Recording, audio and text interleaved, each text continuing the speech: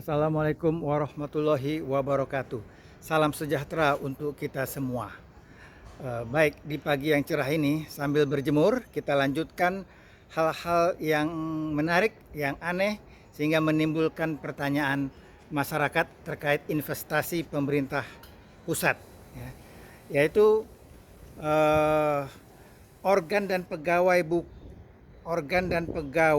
bukan penyelenggara negara kecuali pejabat ex officio. Nah, ini juga menimbulkan pertanyaan karena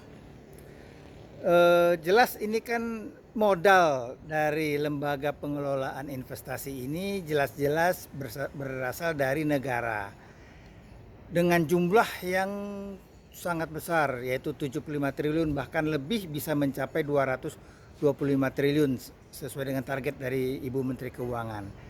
Namun dikelola oleh pegawai yang dinyatakan bukan penyelenggara negara, ya, kecuali Menteri ex officio.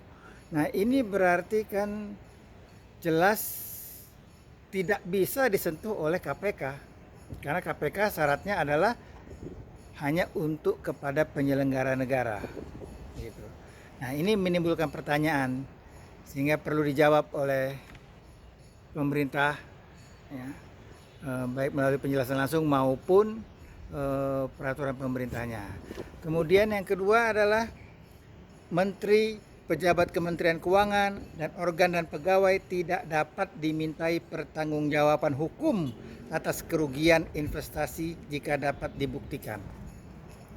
Ini juga aneh, ya, belum pernah ada di perundang-undangan yang lain yang ada secara menegaskan adanya perlindungan ini, bahwa tidak dapat dimintai pertanggungjawab secara hukum. Karena menjadi aneh, ya, walaupun itu juga tentunya ada syarat yang disebutkan, ya, yaitu jika yang bersangkutan dapat membuktikan kerugian bukan karena kesalahan dan kelalaiannya, oke, baik, ini bisa dibuktikan, ya. Nah, terus kemudian namun pembuktian ini siapa, ya? Nah, itu dia yang menjadi juga menimbulkan pertanyaan, siapa yang membuktikan ini kalau dia tidak bisa dimintai pertanggungjawaban secara hukum? Berarti kan penegak hukum tidak bisa. Siapa? Ini juga menimbulkan pertanyaan yang perlu diperjelas oleh pemerintah. Kemudian yang kedua, telah melakukan pengurusan dengan itikat baik. Nah, itikat baik ini kan adanya di hati, ya. Nah, yang tahu hati seseorang itu kan hanyalah yang bersangkutan dan Tuhannya. Selain itu ya tidak ada yang bisa mengetahui secara jelas hati dari seseorang, apakah dia memang beritikat baik atau tidak. Kemudian saya tidak memiliki benturan kepentingan langsung dan tidak langsung atas pengelolaan investasi. Ini pun juga gak jelas, ya, sulit membuktikannya, ya. Ini langsung ada benturan kepentingan atau tidak, karena tadi ini juga menyangkut kepada hati tadi, itikat baik, karena semua itu bisa diatur. Kalau yang itikatnya tidak baik, seperti terlihat tidak ada benturan kepentingan, tapi sebenarnya ada, karena dia bisa menggunakan pihak lain, nomini, ya. Jadi sulit ini membuktikannya dalam prakteknya. Kemudian yang kedua adalah tidak memperoleh keuntungan pribadi secara tidak sah. Nah, ini juga sulit juga membuktikannya. Bagaimana pembuktiannya? Ya, keuntungan pribadi secara tidak sah. Karena ini kan bisa disembunyikan, ya. Apalagi untuk orang-orang yang sudah berpengalaman di industri keuangan. Ini mudah sekali. Seperti dengan tadi juga menggunakan nomini, ya, sehingga tidak terlihat ada keuntungan pribadi secara tidak sah. Nah, hal-hal seperti ini yang menimbulkan pertanyaan di masyarakat. sehingga pemerintah perlu menjelaskan dengan jelas dan detail, karena dalam prakteknya tentu ini sangat sulit, ya, sangat sulit. Nah, dan kemudian yang selanjutnya, pengelola investasi ini juga diaudit oleh kantor akuntan publik terdaftar di BPK dan OJK. Jadi tidak ada ketentuan harus dengan BPK, hanya terdaftar di BPK dan OJK. Jadi akuntan publik manapun asal terdaftar di BPK dan OJK boleh. Jadi tidak ada ketentuan harus dengan BPK. Padahal kita ketahui sumber dana modalnya seluruhnya dari negara. Tentunya ini merupakan DNA negara yang melekat, tetapi tidak diaudit oleh BPK. Ini juga menimbulkan pertanyaan, ya, sehingga perlu dijelaskan juga oleh pemerintah. Nah, kalau kita melihat di sini semua, ya, dari awal, ya, dari yang lalu dan sekarang semuanya kan terlihat banyak sekali hal-hal istimewa yang ada di lembaga pengelola investasi ini, baik untuk lembaganya maupun untuk pengelolanya. Sangat istimewa, sangat dilindungi dengan benteng yang berlapis-lapis, ya. Namun syarat yang dibuat untuk menjadi pengurus, yaitu Dewan Pengawas dan Direktur dari pengelola investasi ini, lembaga pengelola investasi ini sangat standar, ya. Sedangkan yang dikelola ini adalah suatu lembaga pengelola investasi yang dapat dikatakan super body, sangat kuat, di mana undang-undang lain pun semuanya istilahnya mental, tidak berlaku kalau sudah ada diatur di undang-undang ini. Dan kemudian dinyatakan ini kan semuanya adalah bukan aset negara, sehingga yang bertanggung jawab adalah hanya lembaga pengelola investasi dan dimiliki oleh lembaga investasi, dan pengelolanya juga tidak dapat dituntut dimintakan pertanggungjawaban hukum, ya, dan tidak bisa diaudit oleh BPK. Ya, maaf, mungkin bukan tidak bisa, ya, tapi tidak ada ketentuan harus diaudit oleh BPK. Ya tentunya ngapain lagi diaudit oleh BPK? Ya kalau itu sudah dikatakan tidak ada ketentuannya, karena sudah ada ketentuannya hanya diaudit oleh kantor akuntan publik yang hanya terdaftar di BPK atau OJK. Jadi benteng sangat berlapis, namun sayangnya syarat-syarat untuk sebagai pengurusnya, yaitu Dewan Pengawas maupun Dewan Direkturnya, sangatlah standar biasa-biasa saja. Tidak seperti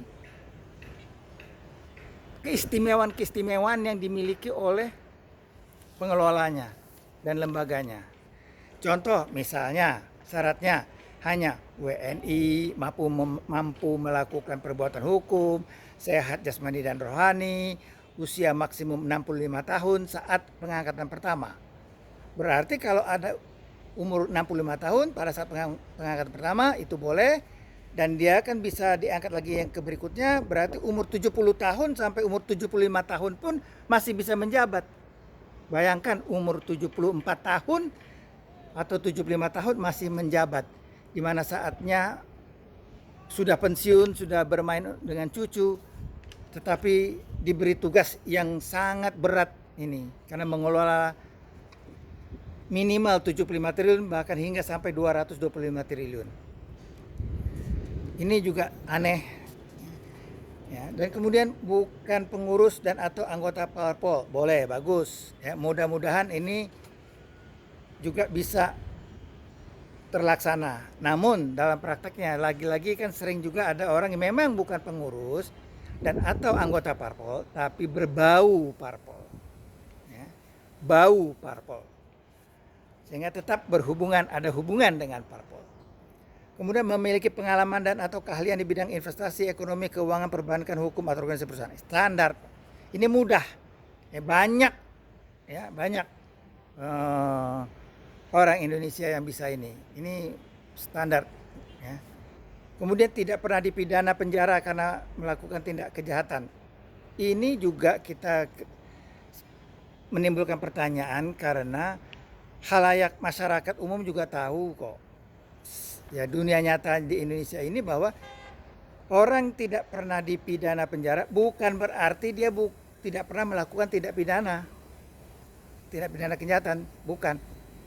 Karena mungkin saja mereka masih luput dari jerat hukum, masih bisa lolos karena pintarnya, karena laki, karena hoki dia belum terkena.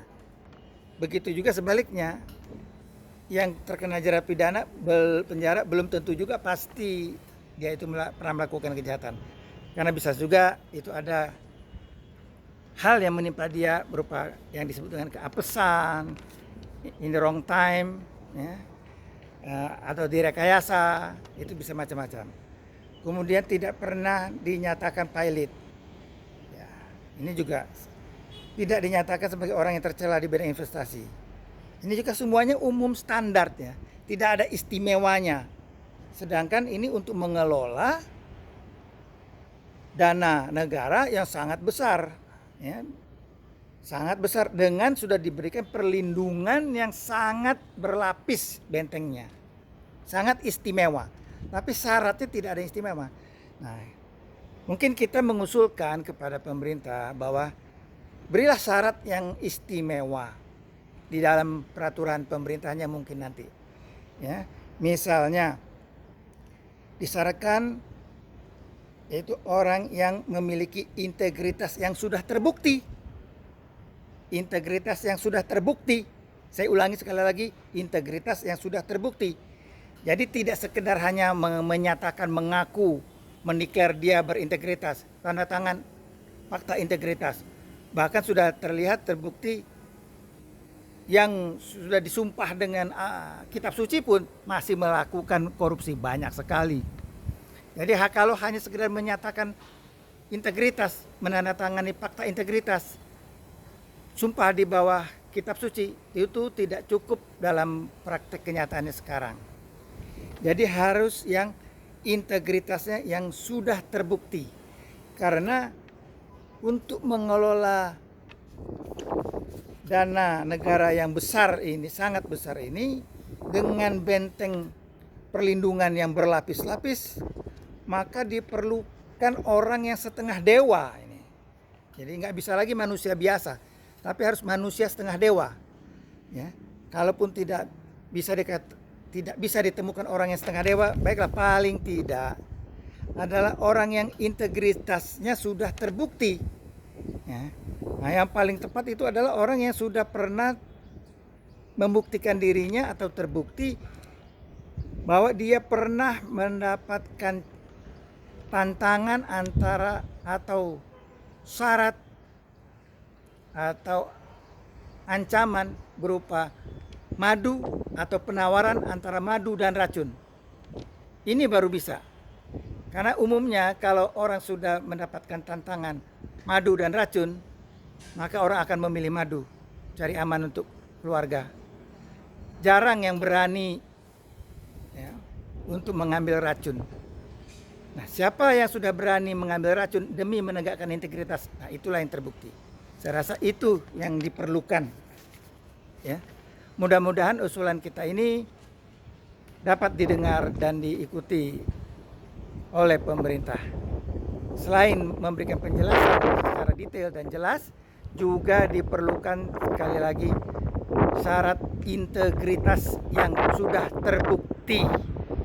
Kalau kita tidak bisa menemukan orang yang setengah dewa. Demikian dulu untuk saat ini, nanti kita lanjutkan lagi, ya. Baik, wassalamualaikum warahmatullahi wabarakatuh. Terima kasih.